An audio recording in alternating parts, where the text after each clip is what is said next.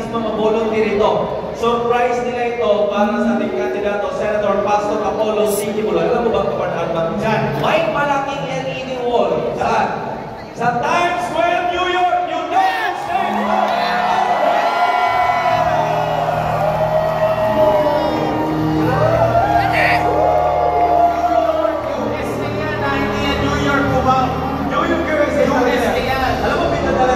Surprise nila yan para sa ating kandidato, si Pastor Apollo C. Kibuloy. Alam mo, one of the states lang yan ng New York.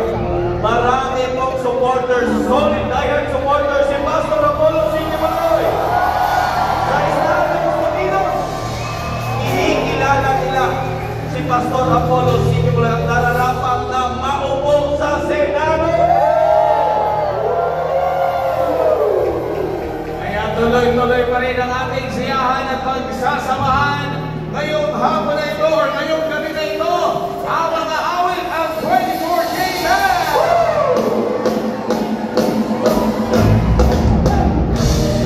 Mayroong lahat!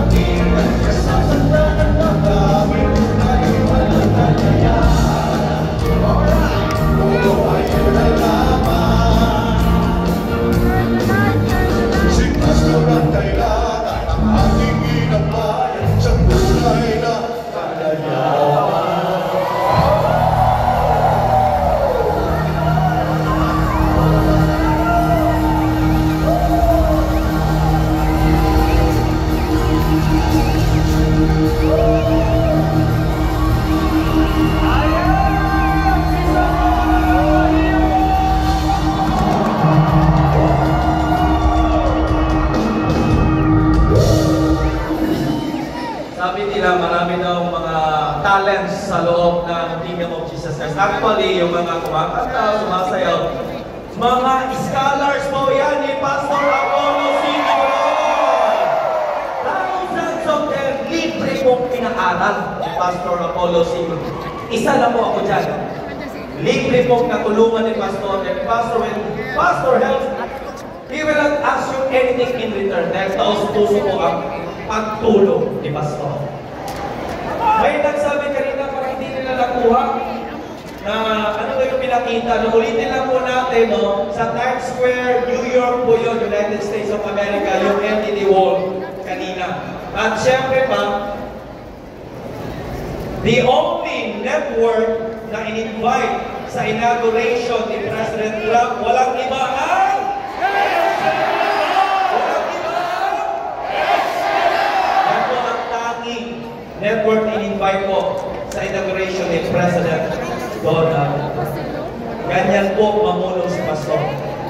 excellence.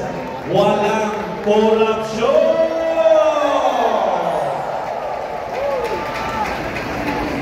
At para i-introduce sa atin, excited na ba kayo marinig si Pastor? Excited na ba kayo marinig si Pastor? Tawagin naman natin ang representative, tagapagsalita ko ng ating kandidato, Senator Pastor Apollo C. Kibuloy, Attorney Esralito Orion.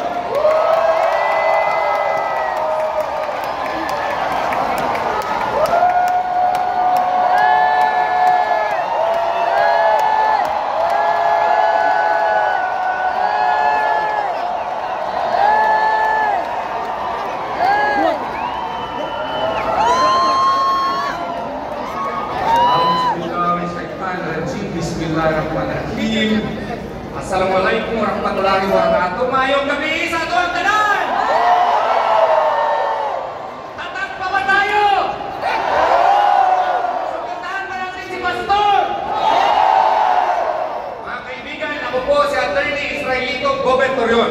Ako po ang official spokesperson ng ating pinakamamahal na Senator Apollo Kibuloy. Bakit natin piliin si Pastor? Si Pastor ay anak po ng mahirap. Galing po siya sa kahirapan. Kaya naiintindihan po niya ang kahirapan. Natao siya doon sa Pugina kung saan ang bukid na tinatawag na Tamayong Kalinan, Davao City. Ang kanyang mga magulang ay mga Pampanggenyo. Kaya yung mga Pampanggenyo, nire-request namin kayo na suportahan si Pastor Apollo C. Kibuloy. Galing siya sa kahirapan, kaya nga po, maski bigas at pagkain noong bata pa siya, ay mahirap po. Nag-aral siya doon sa parang Maguindanao, kaya yung mga kaibigan natin sa LAM, na mga Muslim, suportahan natin si Pastor.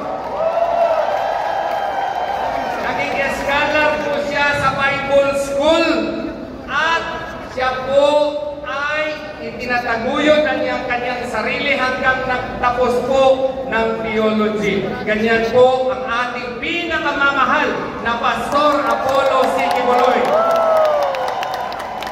At dahil po sa kanyang mga gawaing mabuti noong 1985, itinayo niya ngayon ang Kingdom of Jesus Christ. Mula sa 15 lamang na miyembro, tingnan niyo po kung gaano na kadami ngayon ng Kingdom of Jesus Christ. Present po ito sa buong mundo at ngayon po ay isa sa pinaka-respetado na religious organization sa buong mundo po. Galing po ito sa kahirapan, but right now, it is one of the most improved religious organization in the country and in the world.